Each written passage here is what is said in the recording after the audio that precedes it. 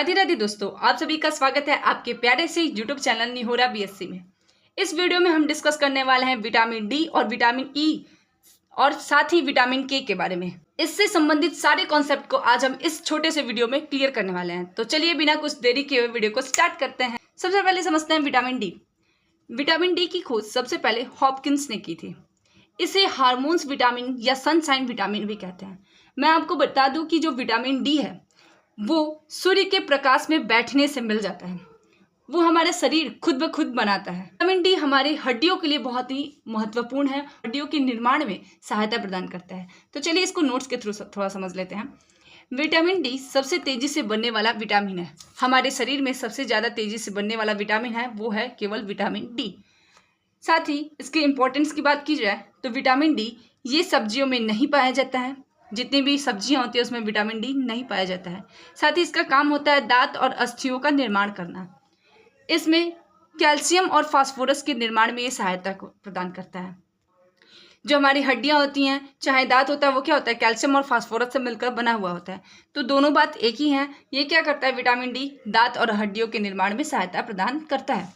अगर हम vitamin D के रासायनिक नाम की बात करें तो इसका रासायनिक नाम है कैल्सीफेरॉल। इसकी कमी से रिकेट्स होता है। रिकेट्स साथ ही बच्चों में क्या होता है, सूखापन हो जाता है या सूखा रोग हो जाता है, ठीक है। और वयस्कों में ऑस्ट्रियोमलेशिया हो जाता है। इसमें भी क्या होती है, हड्डियां कमजोर हो जाती हैं।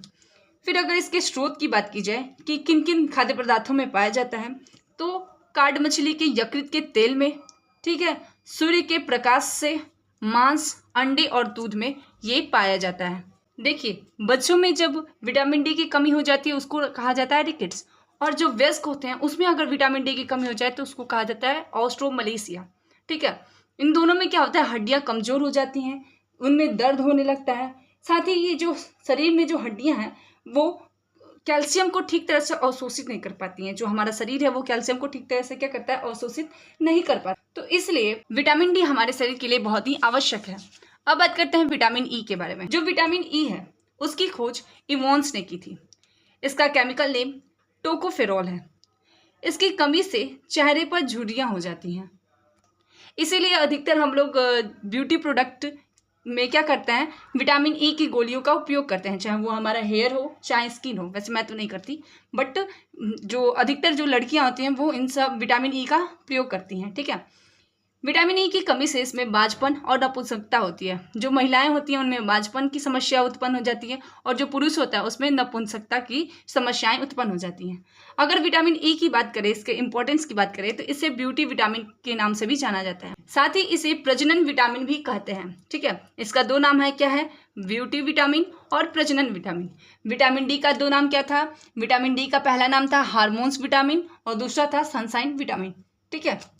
अब बात करते हैं इसके स्रोत के बारे में कि कहाँ कहाँ पाया जाता है। तो जो विटामिन ई है वो जितने भी अंकुरित अनाज होते हैं, चाहे वो हमारा चना हो चाहे दाल हो, जितने भी अंकुरित अनाज होंगे उन सभी में क्या होता है, विटामिन ई पाया जाता है।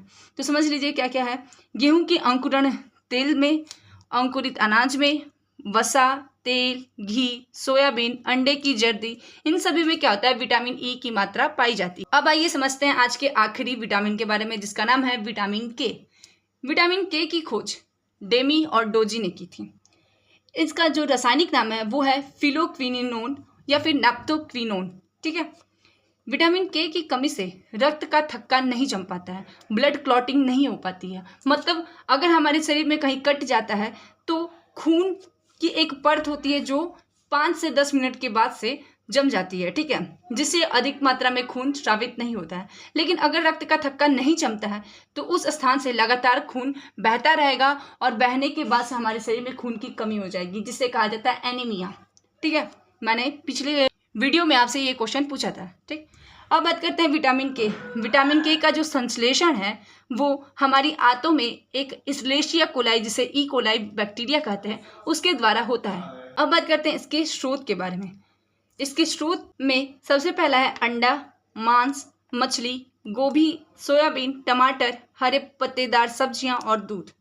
साथ ही इसका जो जरूरी है हमारे शरीर में, जरूरत जो है वो है क्या, रक्त के थक्के जमाने में इसकी सहायता होती है, ठीक है, विटामिन के की। नेक्स्ट वीडियो में हम विटामिन बी से रिलेटेड जितने भी क्वेश्चन हमारे एग्जाम में पूछे जाते हैं उन सब पे फोकस करने वाले हैं। आई होप ये वीडियो आपके लिए थोड़ा सा हेल्पफुल हुआ होगा। तो प्लीज़ वीडियो को लाइक कीजिएगा, सब्सक्राइब कीजिएगा और कमेंट करना बिल्कुल मत भूलिएगा। Thank you.